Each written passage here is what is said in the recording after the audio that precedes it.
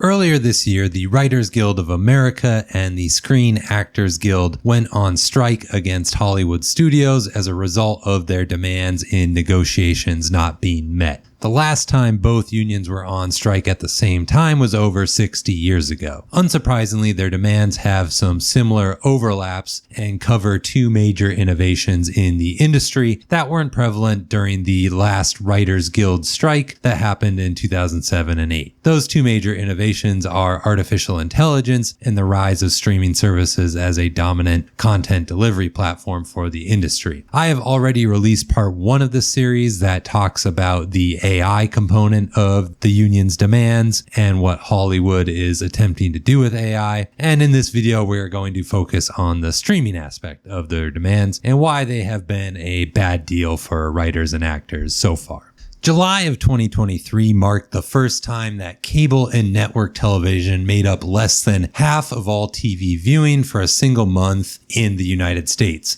They made up a share of 49.6%. Streaming grew to a record high of 38.7% of all TV watching during the same month. The general story: over the last decade, streaming has continued to gain popularity and share, while traditional forms of TV viewing have lost market share. For writers and actors, this is important because as they are hired on to do more and more content for streaming platforms, the deals they receive are becoming more and more dissatisfying. This all comes down to something known as residuals. Residuals are long-term payments to those who work on films and television shows negotiated by the unions for reruns and other airings after the initial release of the show or movie. This pay structure was developed in 1960, the last time the writers and actors were on strike together. So traditionally, writers and actors get paid each time a show runs on broadcast or cable television, or when someone buys a physical copy like a DVD or VHS if you are old enough to remember those. These payments will traditionally decline over time as the popularity of a show wanes over the years. The writers and actors will get less money from it.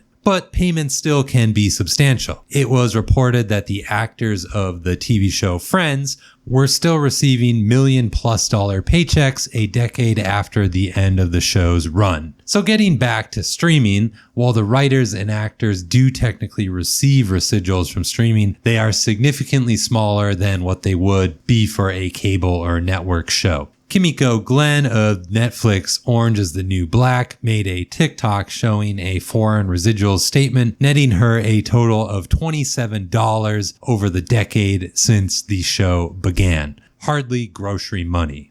So naturally, the writers and actors are asking for a fair share of residuals from these streaming shows that do well, because currently having a hit show or movie on Netflix just doesn't mean much in terms of financial rewards from that content. If you think this video is prime viewing, then please consider hitting the like button and consider subscribing for more business and economics content in the future. Okay. So the writers and actors want greater residuals from streaming shows. That makes sense. So you may think that Hollywood studios don't want to share more revenue with the actors because they want to keep it for themselves. And you'd be right. But I don't think that's the main reason why they don't want the streaming residuals to change. You see, currently, streaming data, views, duration, etc., is a black box to the outside world. The actors, the writers, and the public have no idea on how well these different streaming shows actually do. Sure, every now and then Netflix will throw out a stat like 1 billion hours watched for Stranger Things in a single month, but that doesn't tell the whole story. It's entirely possible that writers and actors have shows that do really well, but have no idea because the studios keep that data and information from them. But to me, it's not the residuals that the studios care about. It's their secrecy. If they have to start disclosing how well each of their shows are doing, that could start to mess with their stock price, and they could get more external pressure from investors to either cut costs or focus their vision and content offerings on those that yield the most viewership. Which is something you'd think they'd want to do anyways. Good content will always get good views, but maybe they have some pet projects they want to protect or something like that. Because when you spend $1 billion on a show with a 37% completion rate, that is largely considered a disappointment. And when that data becomes more available, it's a lot harder to hide a show's success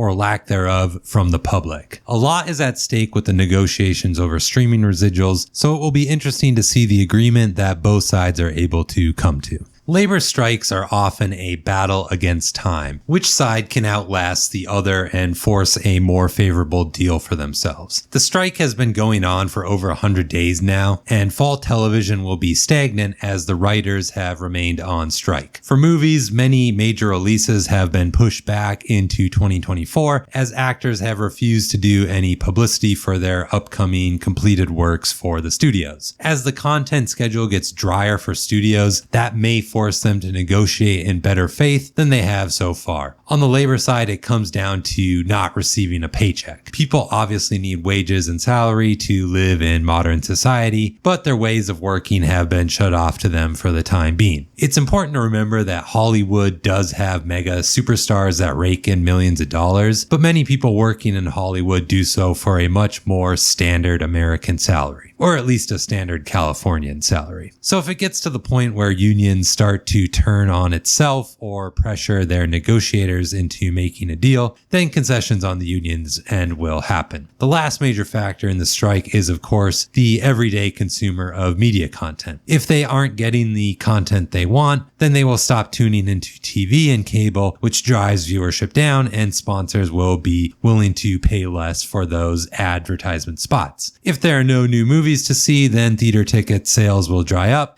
And if streaming platforms have nothing new to offer, then subscriptions will be canceled. I must say, though, that I see streaming as a bigger boon for Hollywood studios than I do for the union at this moment in time. In the last 5+ years, we have seen a deluge of content released on streaming services, and it's likely that the average consumer has a backlog of content they want to watch and work through. And as a result, they will hardly notice the impact of the union strike, at least in the short term.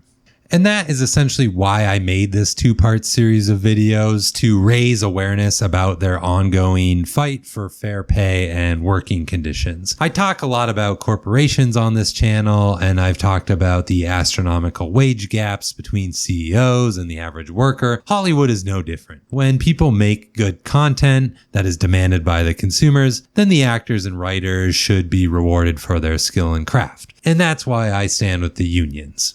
If you enjoyed this video, then please consider checking out the one on the screen now. Thanks for watching, and I will see you in the next one.